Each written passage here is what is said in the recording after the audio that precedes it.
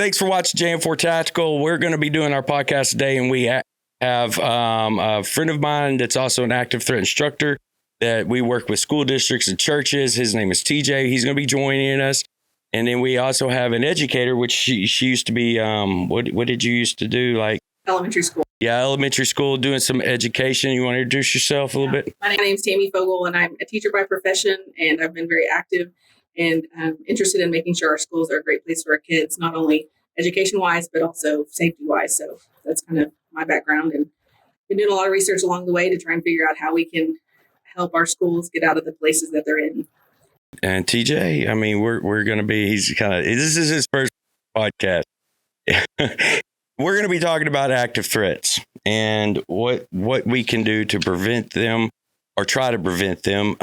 What areas do we look at as instructors, and what we talk to about educators and our school districts that we work with.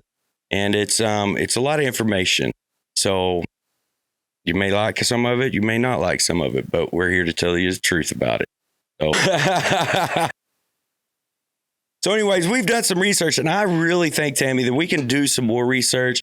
I think there is no profile for a school shooter. They've looked at, but I honestly think that since we're trainers, they're looking in the wrong areas. I really feel that.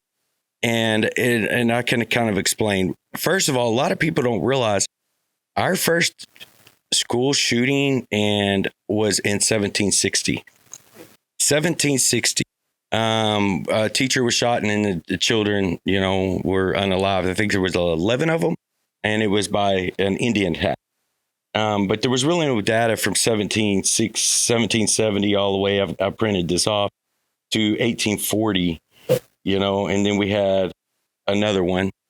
But a lot of the data that I was reading on, Tammy, is like anytime a gun is fired on school properties, whether it's gang related, whether it's two people chasing each other in a car, shooting at each other, it is recorded as a school shooting. Even though it technically wasn't an active threat, it's still recorded as a school shooting.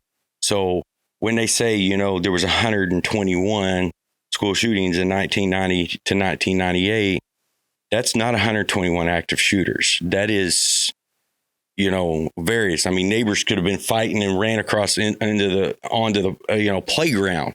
They count that as as a school shooting, even though it didn't happen inside the school, happened on property. So even a police chase that originated somewhere else that is concluded in, say, the parking lot of a school. Yep. It's considered, anytime a gun is fired on school property, they consider it a school shooting. Well, how do you even get accurate numbers when you don't even have a very good description of what those shooters are? I mean, it seems like you can't even solve the problem. Well, the thing is some of the data I was reading, it tells you all the incidences,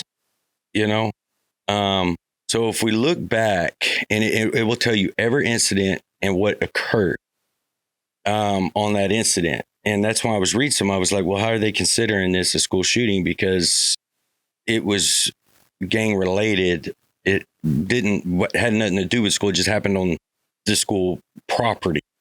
But I think if we did a really deep dive into the active threats and got rid of all that, we come back on. But one of the things that I seen, and I was on the phone the other day with a mental health person out of Florida, that does mental health for school districts out in Florida.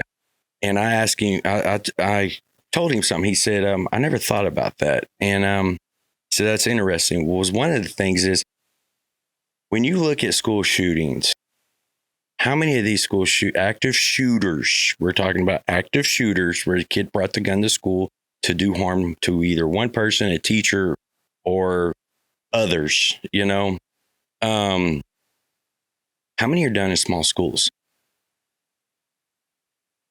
People think, okay, and I hate to bring this up, but Uvalde, people think Uvalde is a small town.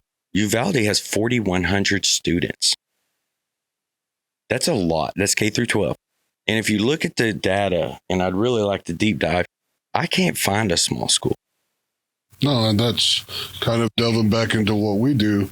I mean, I frequently tell some of our clients that because I grew up, or I graduated from a 6-man school. So here in Texas, a smaller school. And I'm sure we'll get into this later, but I think it's the ratio of students to teachers. You get much more exposure. Also, the mentality of small towns, because everybody knows everybody. Yes. And so I think there's, like in the one thing, like I mean, I don't know. I don't like to cite Hillary Clinton too often, but it does take a community, And you're right. I grew up in a 3A school. And when I went to that 3A school, if I got in trouble at school, I was looking at that clock going, please slow down. Because I knew, and I was raised by a single mother. I knew my principal had already done called my mom. And I'm fixing to get worse. I done got 3 licks at school, and I'm fixing to get in trouble at home also. So there's that communication. So yes, my mom was a single mom. I was raised in a smaller school, but she also had support, somewhat from like the coaches and things like that, from those smaller schools, because everybody kind of knows everybody. Like when I was teaching in Abilene, though, I didn't have that. Like I would tell the principal of problems going on in the school, and the principal would attack me and confront me with what I was doing wrong in the classroom. So I think the structure maybe has changed since then. And of course, it's been a while since I've taught, but I remember I was threatened by a parent we're going to beat me up in the portable outside. I mean, those are not things that we had happen in smaller schools, because parents aren't allowed to run the roost like that. And that affects the kids. When the kids know that no one's going to take care of the bad behavior, then they don't have any reason to change. See, you're exactly right. It's all the teacher's fault now. It's all the school's fault. Oh, the teachers are becoming parent. Yeah, but that's what they get blamed. The teachers and the teachers get blamed. And the school don't want to get blamed, so they blame the teachers. And it's not the teacher's fault, but the ratio. It doesn't matter really kind of cross, because I was looking at some of the ratios also. You're still getting 8-1, 9-1, even in the bigger schools. Problem is, how many of those teachers, for you to be known in a really like big 5, 6A school, either you're excelled and exceptional, phenomenal, and everybody knows who you are, or you're always in trouble. But let's look at the kids between. Nobody knows who they are. They get lost in the. Oh, in the military, we call it the gray man. Like the gray man's always the guy, like he doesn't draw a lot of attention. He's quiet, not at the bottom of the pack, not at the top. He's, that just kind of goes through. I mean, and honestly, and like depending on the school that you're going to, I mean, military school, that's where you really try to be, is the gray man, because so like you don't want anybody's undivided attention. But when we're looking at these smaller schools, and TJ, you've heard me talk to our teachers and our superintendents, and I sit down with them. I tell them, we train them for active threat. We train them to engage. We train them to do things that they have volunteered to stand up and take care and protect their house. But we also train them through de-escalation, and we're not talking about de-escalation of somebody that's actively shooting somebody or killing people, but we're talking about that de-escalation of that student that maybe there's a rumor, maybe things like that. Let's talk to them.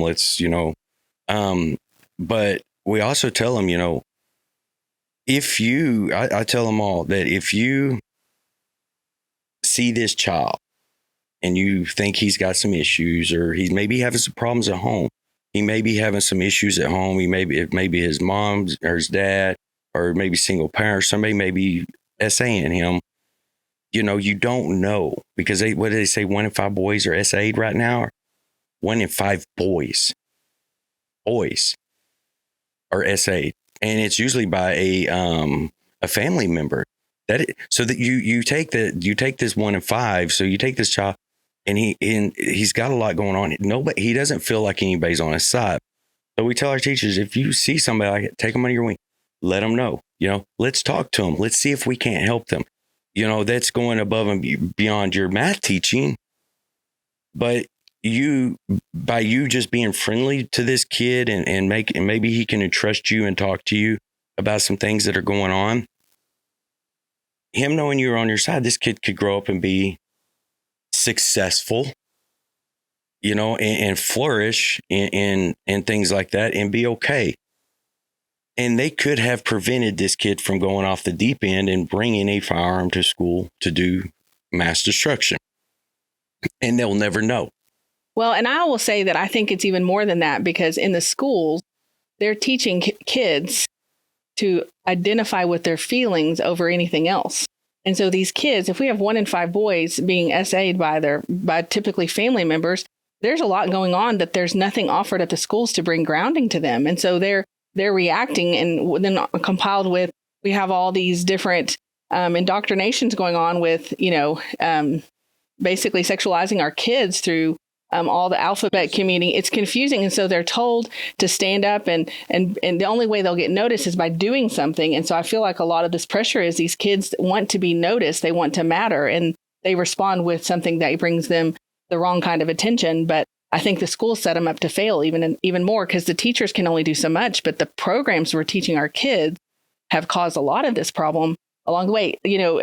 I'm not saying that we all have to be Christians, but in 1963, the Bible was taken out of schools. So there was no right and wrong being taught to our kids for the last, what now? We're in 60 years going on. And what's the problem with that is now the kids don't know right and wrong. And then they're they're not knowing right and wrong. And then we introduced, since you brought up the SA stuff, I think it's important that we started teaching sex education to all of our kids. And so that's become the identity of a lot of this instructional material going on in schools. So that's been the focus. And kids who are struggling with their identity tend to want to. So 1963, shoot. The Bible was taken out, right? Yeah. So from 1960 to 1969, there was 20 shootings on school property. Now, those could have been a variety of things. So let's look at the death toll. 41. That is higher than any year before then. 41. And then 1970 to 79, 44. And then 1980 to 89, 70 were killed on school ground. 1990, 126. 2000, 118. 2010 to 2019, 207. 2020 to current, 125. So we just basically in 1960 to 69 doubled any year before that. Well, yeah, okay. I mean, because, and I think like one of the valid points that you brought up, and it's like a culmination of 2 points.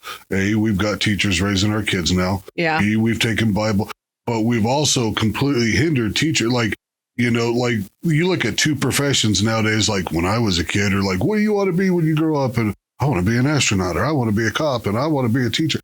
Like the 2 professions that if you have the ability to do it, that nobody wants to do right now, teaching and law enforcement. That's right. That's the 2 things. And there was a lot of kids that wanted to grow up and be teachers because they wanted that profession. I think in society is the entitlement has ruined teaching for teachers. And I feel so bad for them because we work with a lot of teachers and we love them. They're great people. They really want to teach. And it takes a lot for a teacher to stand up and say, I want to train. I want to carry a firearm on school. I want to protect these kids. And that takes a lot. And you know that at TJ. I mean, we've seen them and we, they have a passion for this. But a lot of the schools we train are smaller schools. Because they can. And they have that bond. Well, and I mean, I think some of the larger schools too may also have larger budgets. So they're hiring law enforcement or other, but their kids are getting lost. Yeah. Well, and the problem is law enforcement is not going to solve this problem. It's got to be that relationship like you're talking about. And when kids when they're being bullied because there's no discipline, because they can't discipline, they're all about restorative justice. And we have to keep our quotas of who we discipline and who we don't. Like, it's just chaos. And the teachers are the ones carrying the brunt of it. And so I agree with you. The teachers are doing the best they can in these really hostile circumstances. But where we are, I don't think that would ever be allowed to happen on the campuses for them to be able to protect themselves but it changes a game. When you're in a place that people are carrying, people treat that area differently because they know there's going to be somebody to stand up and protect those around. 100%. And our schools have it posted. Our schools have it posted. Our staff is armed. Well, I mean, but we're also, that wouldn't come to fruition for we're talking decades. Yeah. I think kind of like when we see the Bible, when you take the Bible out of schools, we're not going to see an effect a year, 5 years from now. No. That's 10, 20 years. But that also coincides. When did we stop teaching civics? When I grew, like, it was a little bit before my time, I think, but it was like you stop teaching civics at year X, you're going to see that, like, because the curriculum doesn't change anyway. And honestly, the only reason I think we're doing as well as we are with our education system right now is because Texas buys so many of the books. Otherwise, we'd be losing this battle hands down if Texas wasn't so conservative and leaning those textbooks, because even with that tilt, it's baffling the crap that they put in some of these textbooks and the tilt that it has. And you're exactly right. You know, I had a really good friend when I was in high school. He was gay. I loved him to death. He ended up dying of AIDS. His name was Chris. Loved him to death. Nobody cared. Nobody cared that he was gay. I mean, he would go to parties and we would drink. Nobody cared. If somebody had a problem with him, they got a problem with the rest of us. But if somebody had a problem with him, it wasn't because he was gay. It's because he done something stupid, or they did, you know, I mean, there was just that, you know, they didn't like each other or whatever the situation was. It wasn't over anything had to do with it. But it seems like the more and more we push that, you know, if they just leave it alone, nobody would care. But we're pushing it on these kids and we're confusing them. And we've seen it on okay, I'm going to take you an instance, and I'm not trying to say, I'm trying to just give you kind of an idea. We have a shooter on the line. We have a line of students online, and you got brand new, never learned how to shoot. You got 5 different instructors telling them, and we've heard this before from other, 5 different instructors telling them that 5 different things of how to do this and do this. And every time they would do it the way this instructor said, and that instructor walk off, another instructor walks up, tells them to do it something different. It starts to confuse them because they don't know what way is the right way. When in reality, everything's kind of, you know, everything works together, but they're just being told, and it just throws them off and confuses them because they're brand new. Their brain is still developing on learning how to use firearms, and they're getting just flooded with all this stuff, and they don't know which direction to go. So, of course, then they just want to give up. They don't want to shoot no more. We've had students, and this is not coming from us, but this is coming from other training facilities, where they've told this and they've said this, you know, and they've just, where they just didn't even want to do it anymore. And they loved how we teach because we tell them one way and only one way. And we're not, you know, just throwing them completely off, and then they can learn different things as they develop. But if we're doing the same thing in schools and we're just throwing all this information out there and throwing, like, you got, you know, red versus blue and LGBTQ and Christians. And I mean, we're just keep throwing and throwing and throwing and throwing. And these kids' brains are still developing. And then they're being essayed, or their mom's being, or whatever the situation is going on at home. We're screwing them up. And they don't know what to do. And then you're putting them, I like the way you said, factories. The big schools are factories. They're factories. And then you throw them in a big school, and then they just get lost. And it's nothing against the educators, but no. like, because, okay, so like my freshman, now granted I'm old, so it doesn't really matter, but my freshman and sophomore year, I was going to school on Guam. And back then, they didn't have a DOD school. So we went to school like there in Jigo, like I was going to Simon Sanchez, you know, and it was, so the Air Force kids all stuck together, because if you didn't, and we didn't care what race you were, like it was all the Air Force brats stuck together, because like on Guam, it was kind of, you had the different groups, like the Chamorros and stuff like that. And they'd get kind of excited every now and then. And so you stuck together, but it was also a huge school, or it seemed like it to me. And there was definitely the possibility, because like, especially once you start getting up to junior high and high school, where you don't have, you know, the same teacher all day, you know, you ducking in and out of classes. And if you don't make an attachment or a bond with one of the teachers, or if one of the teachers doesn't reach out and make it a point to, hey, I think this kid's falling off the rails, there's the potential there, like I said, to just gray man your way through it, depending on your personality. Because, they teach us, one of the things they teach us instructors courses, a lot of people, your students won't ever, they're sometimes embarrassed to raise their hand and ask a question.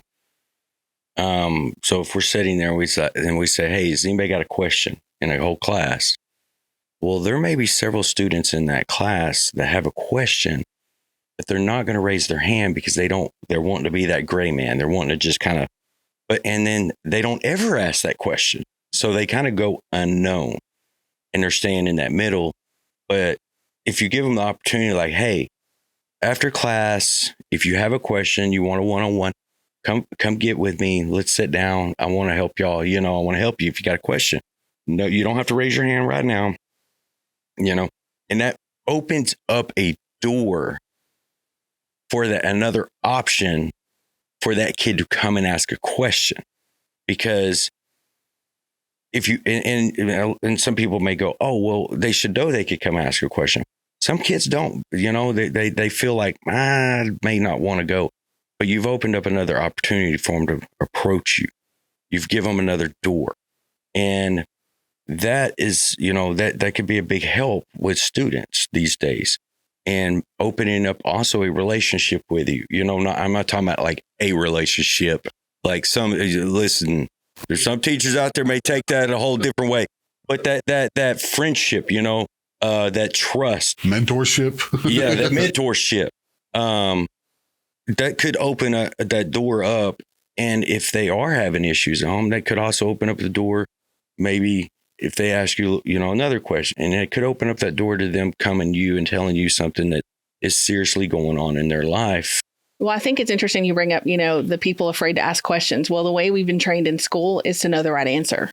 And that's been a shift from the way schools actually started. They were actually about teaching you how to think so you could know information. And now it's about knowing the answer to the test, to the teacher. And so we've lost our ability to ask questions and be okay with seeking out information, because we don't want to be wrong. We're taught in schools for 12 years that if you do the wrong thing, then you're wrong, right? And so it's created a bunch of people who are followers who just do it the right thing to get along so that they can get to the next level without really actually thriving or succeeding. And I think the educators also have been set up to fail because they're always trying to find the new and an innovative way of teaching. There's only so many ways you can reinvent the wheel. Kids just need to learn. And we need to stop making it fun and exciting for kids because it worked for so long without them having this new and innovative way of teaching that kids are lost in all the attempt to make it better and better and better. And if we just stayed the course with what worked beforehand, I think we'd be in a better place because there is time for relationship in developing that. Exactly. Okay. And that brings like an interesting question I have, because our current, and you'll know better than I do, but I've heard like several times that our current like education model, school model, essentially goes back to like 1800s or whatever, or 1900s. And I was like, so what can we be? Because I obviously as a young boy, I was not, I've never been all about school. I appreciate people who devote the time and effort, but I hated school. Sure. And there's I think there's a reason why. It's because you were taught to answer the question, do the right question. You weren't taught how to develop learning. And so you're saying that schools went back to the 1800s? A model where you got one teacher up front, essentially a bunch of kids. And so is there not in your opinion, having walked, because my opinion doesn't matter. I'm just a redneck and a former trigger pull. So as somebody with insight, I'd be curious to see what your thoughts are. Because you said, selling us first off, new math, but where we actually start getting into is there a better way? Are we kind of beating our head on the wall? Well, this is the way we've always done it. That's a great point, because we're not doing it the way we've always done it. It looks the same, but it is totally different. In fact, back in early, I would say probably up into the 1930s, students, maybe not the 1930s. I know they used the primers or the primers, and it was 8 levels and you were done with school. And then you went into an apprenticeship. So we didn't have kids going to school until they're 18, because kids don't need to go to school because they can learn what they knew and then move into the whatever they're doing next. That was such a better model because, again, it's about relationship, right? And so we get our kids out of these public schools that are, really big and they don't have relationships with teachers into a university that they don't have relationships with.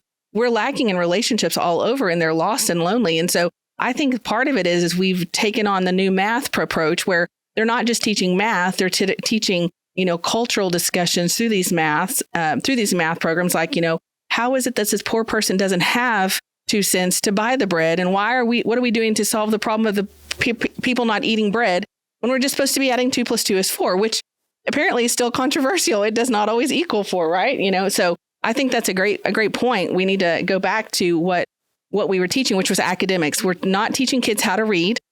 And that makes frustrated adults because do y'all like to read? Y'all probably are not big readers. Yeah. Math and reading is down within our school systems in the United States.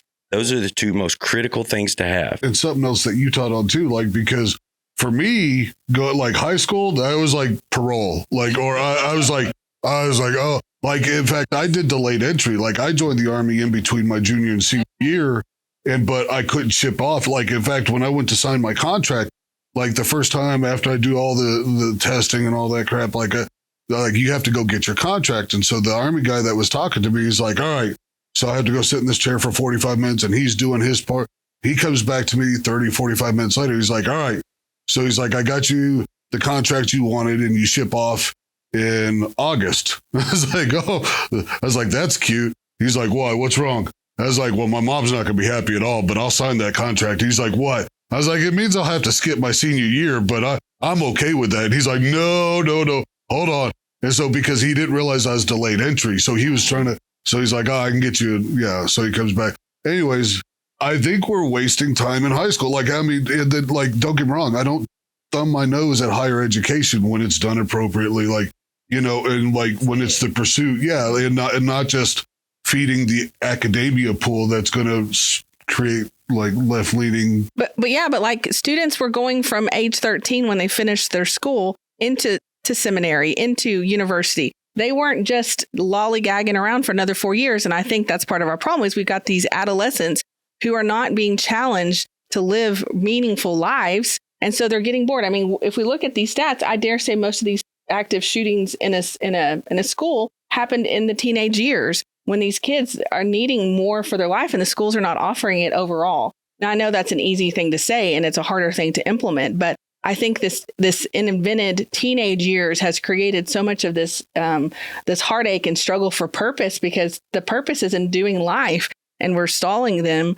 to wait until you're 18 to graduate and do life. And I mean, I think that's great that you had the foresight to recognize this, to go off and you learned probably a lot of real life in those first few years that you were part of that. Well, and kind of and even to go even further in my story, at one point after football season, I was done. I actually went to my mom and it was there was one of those schools that they send all the bad kids to, but I was told that you could work at your own pace. And if you so I was like, you know what, Mom, let me do this.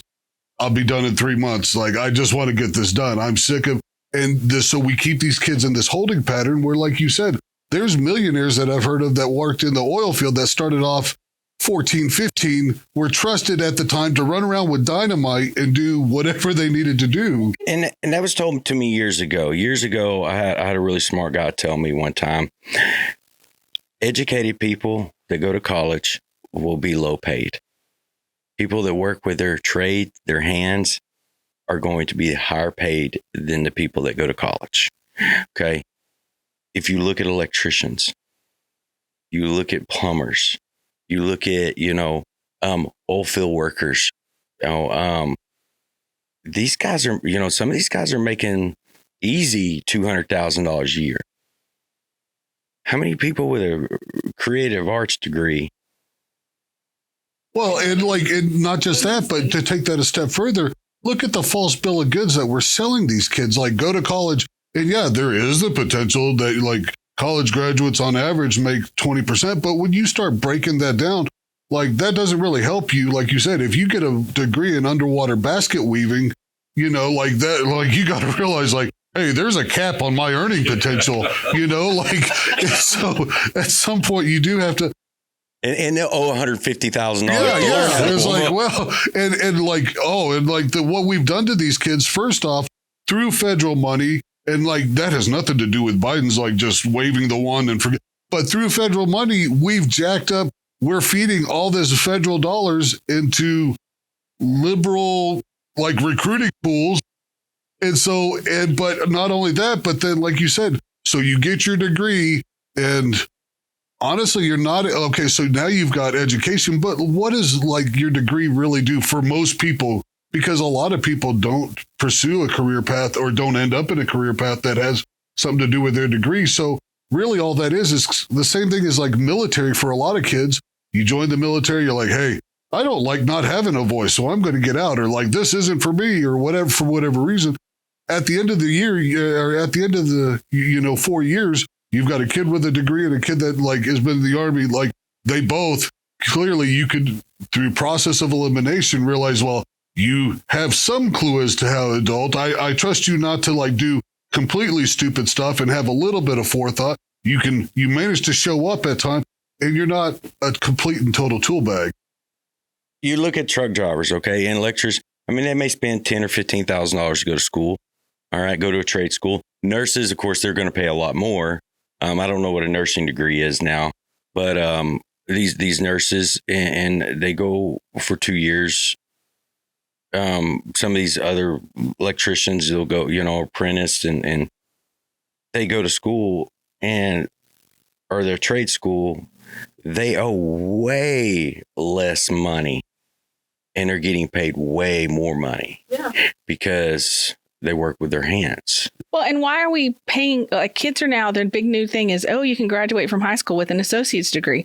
Why don't you just let them go to college and do that? Or why don't you let them get out? Why do they have to stay within the public system to stay? Why can't they just go and do it? It's like this. We're creating these funnels and these systems that are so inefficient and not working. It makes no sense. And for example, I learned just this summer, I went to a teacher conference just for fun. And I learned that John Quincy Adams, our president, he was actually appointed an ambassador when he was like 12 or 13 years old to France, like across the ocean. So he was traveling internationally as an ambassador. We have so lowered the expectations of our youth of these days. Instead of giving them empowerment and identity to be successful, we're like, hold off. They say now the average age of a person who is officially out of adolescence, meaning leaving their parents' home, is now 35. I mean, what in the heck are we doing to these people? We're destroying their lives because can you imagine still living at home at 35 and just starting to be an adult? My kid already wants that. He's 16. He's like, he's well, I was I'm tired of your crap. He's already looking for a place to live. I mean, all four of I want to do what I want to do. But I had great parents and I was at 18. I was like never looking back. Like the 6 months I lived at home with them was one of the longest months for all of us. But I mean, like we have so slowed down the ability for people to grow up and do great things.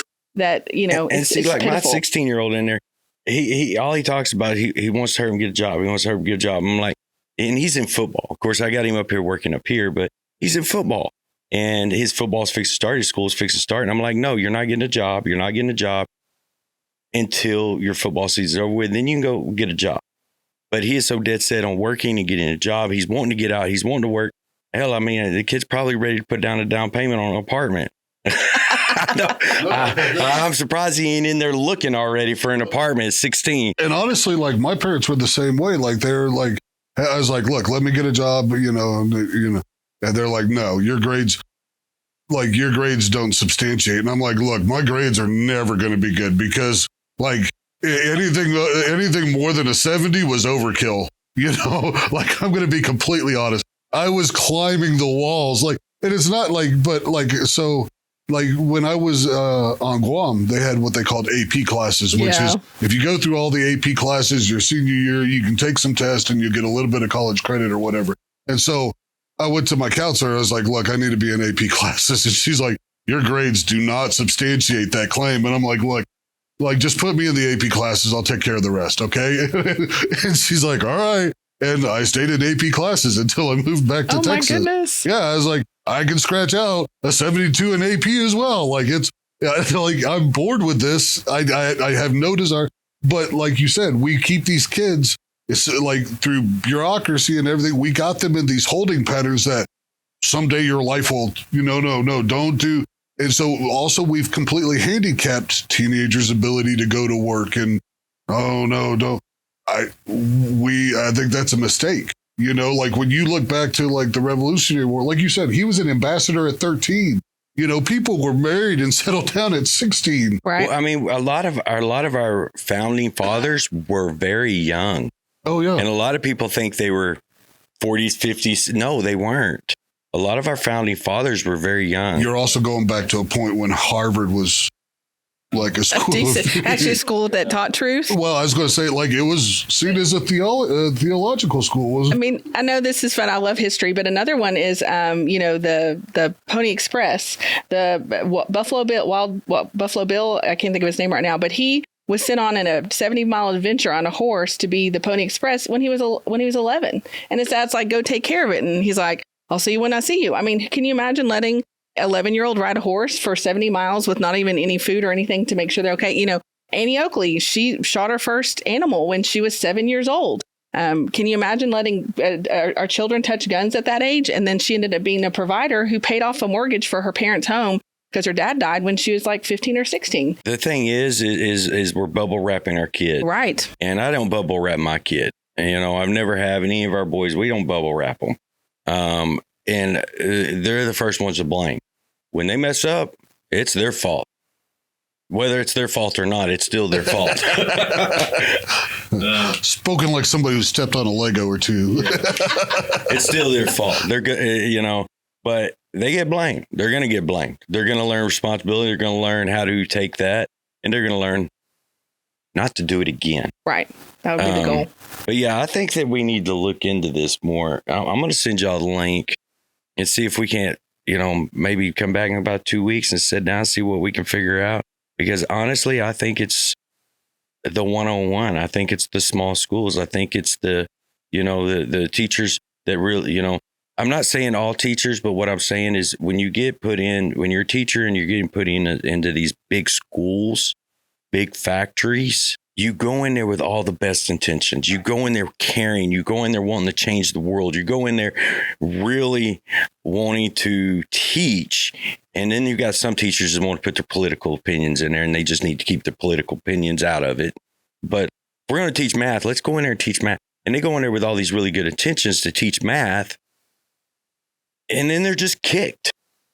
I mean, and like you said, okay, so we look at this, we go back to what else happened in 1960 that could have contributed. We need to look at stuff like that. But what else happened? We had TV making its way onto so I think it's the totality of the circumstance, because it's no one thing. I don't think there's any magic bullet that's going to cure this, but we need to be creating citizens again.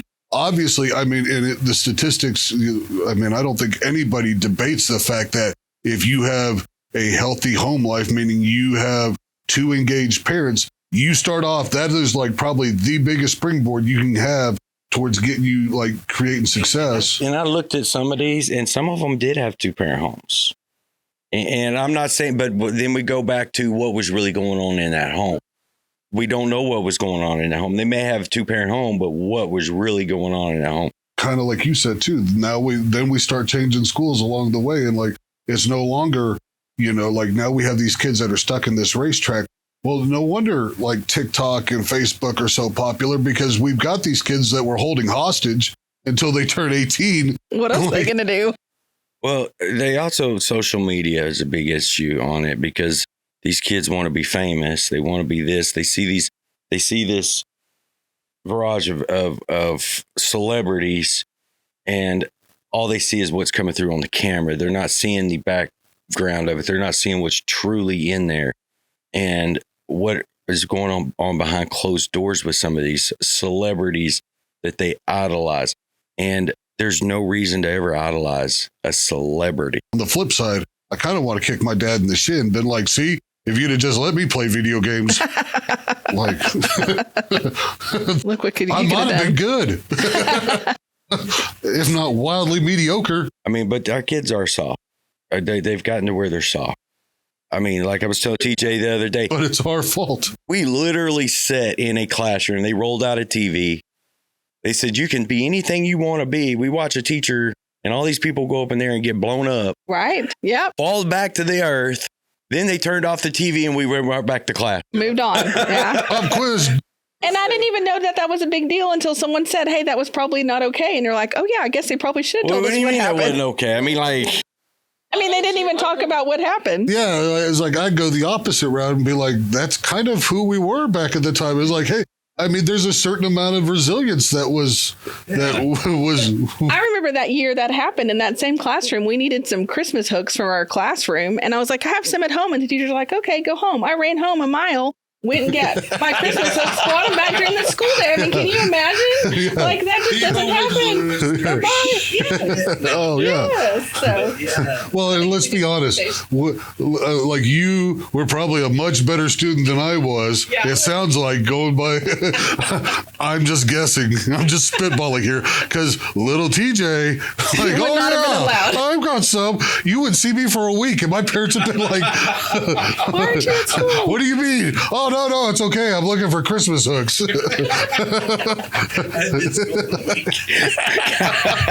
Oh, my gosh. That's exactly. funny. I mean, but I mean, we used to go outside. We used to play. We knew what time to be home.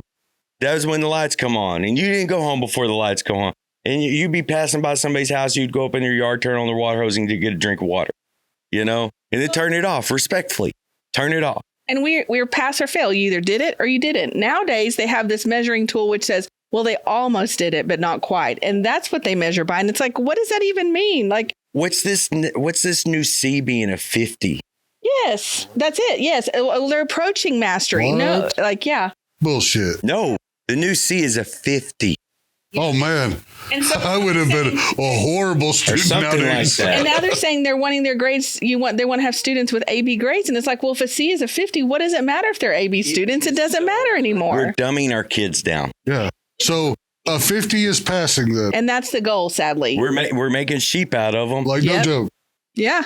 50, like, so, like, yeah, by my. You would have been an A 51, student. No, I'm just yeah, kidding. like- Or a solid B. Yeah. At this point, I'd probably, like, even at my young age, I'd be like, you guys sure? Like, I feel like you guys are punking me. Like, I only have to. The good thing is, like Cason's, you know, he just went out his freshman year, and I see a completely different change in some of the kids on his age. So it may be his age group that gets there, because look at all the shit they're enduring right now. Look at what they're seeing right now. I mean, they're seeing this country falling apart and fighting among each other and this and that. So it may take his age group.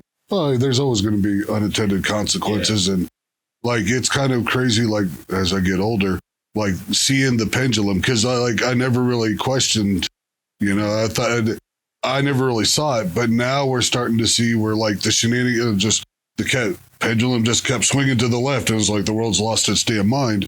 But we're starting to see, like, maybe we are starting to see where, like, hey, people are starting to wake up and being like, You got to think also, when we grew up, the flag was patriotic. yeah, Nobody gave a crap about what color or what sexuality you were. Nobody cared. The flag are was you an patriotic. American? But that's 1964. If you look, Well, but I'm saying 1964 is when that shift happened. And this is the fruit of it. yeah, we were still seeing it in the 80s and 90s.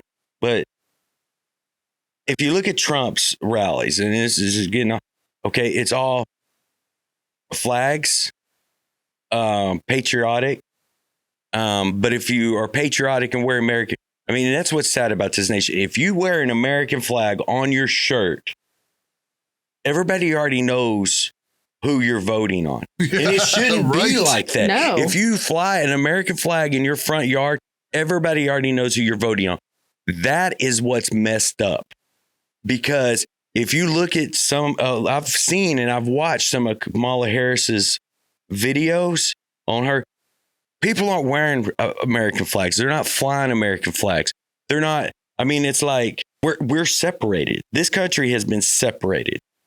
And if you wear an American, like I heard one guy on TikTok saying that we need to ban all or deport all MAGA. Well, who's going to pay your unemployment? I mean, that's what gonna I run the wanted to country? ask him. I mean, Who's going to deport them? Yeah, go for it. I've worked with guys that are like, yeah, that's Yeah, that ain't happening. That's how you start. Like, Civil War. oh, I was going to say, like, the first one is you actually hit Donald Trump like more than an ear. The second one, because I think we dodged not just Donald Trump, but America dodged a bullet. They did, but but if you take these two, it should not be identified like that. If you wear an American flag, you should not be identified as one party or the other. Right. If you wear an American flag, nobody should know who you're voting on. But it's not like that anymore. Well, you're considered extreme alt-right if you wear. We're a cult. I'm still trying to find the cult meeting. It's not even like you know who you're voting for. You're considered this, freak of nature, and you're, weird. They call us weird. Well, these are from the same people who 10 years ago were like, listen to the scientists, man-made global warming. And now a scientist can't even tell me the difference between man and female. So we've just completely eroded. They know now that Kamala's running. Now they're calling for all the women. It's like, well, I didn't know what a woman was. Y'all want to meet back here in a couple of weeks? Yeah. And let's look at some data. I want to see how many small schools this has happened at. I think that's clearly that factor. first one was a small school. Well, that was kind of probably more of like an act of war. Like I was going to say, I don't know that I'd really call that school violence. That's just violence that happened at a school. Yeah. Kind of like that was pretty violent. No, I mean it's horrible, but it happened in 1760. Hey, I'm also going to put the link to the website that's got all this information. You can look, pull up prior 2000 and 2000 to present. So I'm going to put the link in that video on the YouTube also that y'all can go over and check that out. Kind of read through it and see what we're looking at, what I'm looking at, and kind of make your own, judge or conclusions of what you think. But there's a lot of data there. There's a whole lot of data there. And I want to thank both of you, Tammy and TJ, for coming on today. And I hope we can see y'all here in a couple weeks. One last thing as we leave this, something that occurred to me while we were talking, like we talked about, like the Bible goes away. We don't really see the effects of that for years. Well, the other thing we don't take into account, like, for instance, when I was going to school in Texas, corporal punishment was still a thing. That's true. Now, there was some states that had done away with it decades ago, or God knows how long ago. But just because the change happened didn't mean it happened across the nation like overnight. And so, like, you still had, like I said, Texas was still doling out licks or like, so, I mean, it's one of those two. So then I would also start looking geographically, like where I would say, as somebody who hasn't looked at the stats directly, like these specific stats and dug into them, I'd say you're more likely to find, I'd be baffled. I mean, it would blow my mind if you weren't more likely to find what we would call what we work against, like, or work to prevent, what we call active shooters, means not just a shooting that happened on the campus, because if the state troopers, when we're talking about a student going to work, and there's a difference too, because like you said, ruling out gang violence. If one student shoots another because of a disagreement on a turf war or something like that, and then and so that's what I'd also like, where's our criteria? Because numbers. If Billy kills Bobby because he stole Amy from him, then is that really just violence, or is that school violence? If when he goes to that was him after one individual. We're talking about somebody that brought a firearm to school. So you're talking about to do harm. Yeah, to mass shooting. We can even look at the statistics where they caught them beforehand, before they made any, because all that information's there, and we can look and say, okay, well, by reading this, we know that what this kid was doing. We know that they caught him beforehand. It's just like the girl that, and it was the most stupidest thing is on one of them, and I can't remember where it was at, was a girl had a gun in a backpack, and of course they took her to the office, and this is why we do what we do, and we can't go into all, but she had pulled a gun out of her backpack and she shot at the police officer, but the police officer returned fire. No people were killed, but we know damn well why she had that gun in that backpack. And then they go on to blame that if they wouldn't have approached her and said anything about the gun in the backpack, there wouldn't have been any. Oh my gosh. Oh yeah, we're just going to hang around and wait on her to do something. That goes back to, I mean, it's like what I used to say, like when I was working in Iraq, like you never know prevention is something that there's always going to be a variable there, because you never know, just by presenting a harder target, or you never know what, or deterrence, you never know like feedback or get confirmation on stuff that you've deterred, unless you get lucky and like agencies, or like at least from the military side, they might get intelligence later, like, or if they capture the guy and through interviews later, oh, I was going to hit these guys, but they were rolling way too hard, or they looked way too tough, so I decided not to, or whatever. But most of the time, you don't get feedback on deterrence. I think by looking at this, I think we could figure it out. But like I said, I'm going to send y'all the link. I'm going to put the link at the same thing that we're looking at, and it's going to give you all the data you need. But again, thank y'all for coming on, and hopefully we can get this done in a couple of weeks. And so make sure you follow us on JM for Tactical. She, Tammy also does her own podcast over here. So yeah, Just an Average Citizen. It's talking about how you can be an average citizen and be engaged and involved in what happens in your city. So I want you to go check out Just an Average Citizen's podcast. Also, follow her over there, and she's very smart. That's why we had her on. I called her. I was like, "Hey, girl, you want to come on podcast?" We should have made her talk more. It would have made us sound smarter. Go on. But guys, God bless, and we'll see y'all here in a couple of weeks.